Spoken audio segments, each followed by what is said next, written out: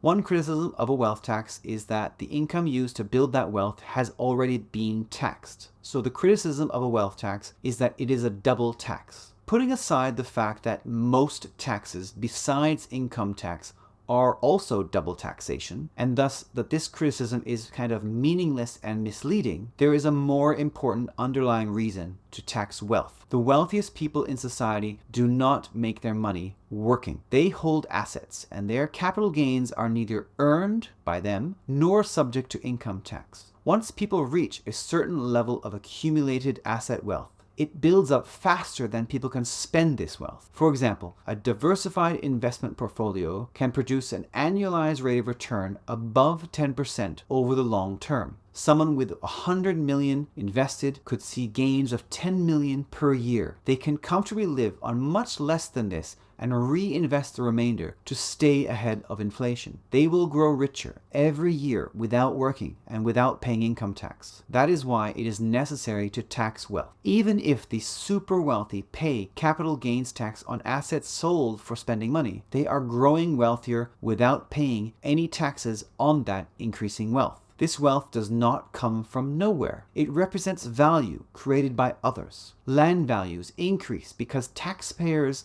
fund infrastructure developments nearby the land. Business profits and share prices, as well as dividends, come from the fact that workers and suppliers are underpaid while customers are overcharged relative to the actual cost of production. The standard defense to this is that business owners deserve this profit because they are taking a risk. The risk is that if their business fails, that they will have to become a worker. But workers risk becoming homeless and destitute if the business fails. The argument that business people are taking a risk and deserve all the gains misrepresents where the actual risk lies. One of the most important policies for transitioning the economy is government-backed zero or very low interest loans for workers that want to buy their workplaces. This could be accompanied by long-term marketing campaigns to make workers aware of this option. It should additionally be accompanied by free educational programs to train workers in how to transition into being worker owners of their enterprises.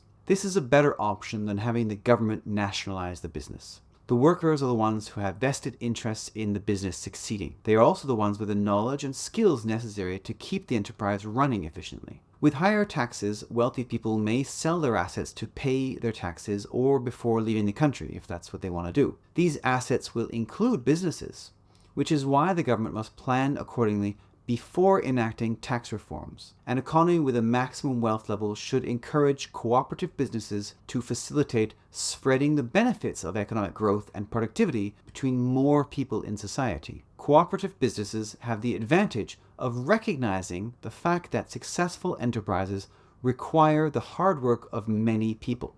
They are better structures for rewarding the hard work of many people working towards a collective goal. It's better to reward key personnel with ownership rather than to share profits with external owners that do not contribute to the success of the business and do not work for the business. A cooperative business can divide high asset values between multiple owners to spread wealth between more people. This enables capital-intensive businesses or those requiring large infrastructure investments to surpass individual wealth limits. They do this, of course, by sharing the wealth among all the owners. The more democratic nature of cooperative decision-making and the greater accountability to workers as also the owners makes cooperative businesses less susceptible to control by sociopaths. Worker owners cannot be easily removed, so if they are negatively affected by the influence of sociopaths in their organization, they are likely to band together and remove these individuals from the corporate structures. Individuals that choose to live on the minimum provided by society can be assigned work to contribute back to society. When this happens, it should be part-time work so that they can take advantage of apprenticeships, training, education, coaching,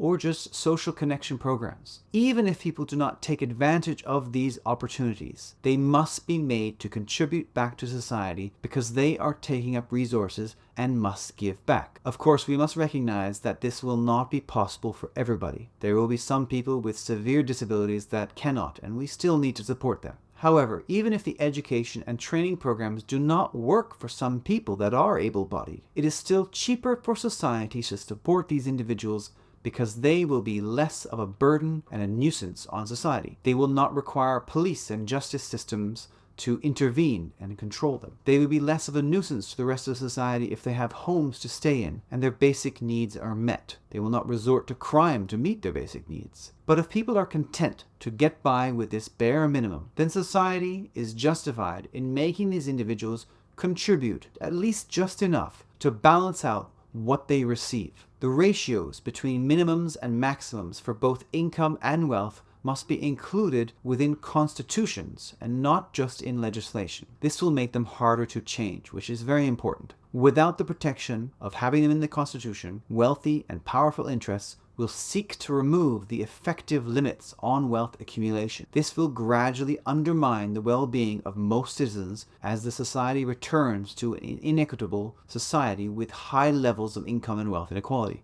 So it's very important that the ratio can only be changed by a popular referendum and only debated by a random selection of citizens in a citizens' parliament, as we discussed in another video. Severe mandatory penalties must be written into the Constitution for anyone trying to undermine, cast doubt upon, or remove minimum and maximum income limits to wealth and income.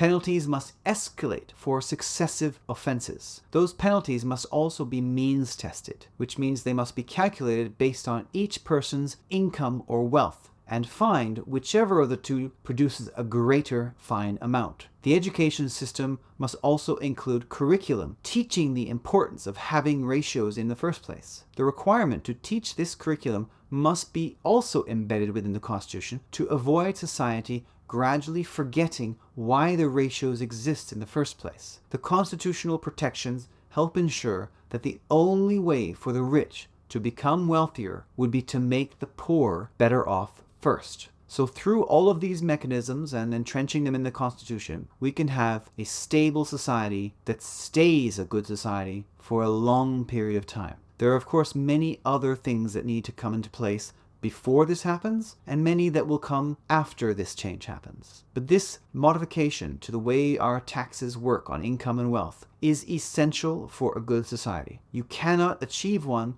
without something like this. It doesn't have to be this exact idea, but if we don't have some way of limiting the wealth accumulation of the richest among us, it always goes the same way and it never ends well. So, it's time to tax the wealthy.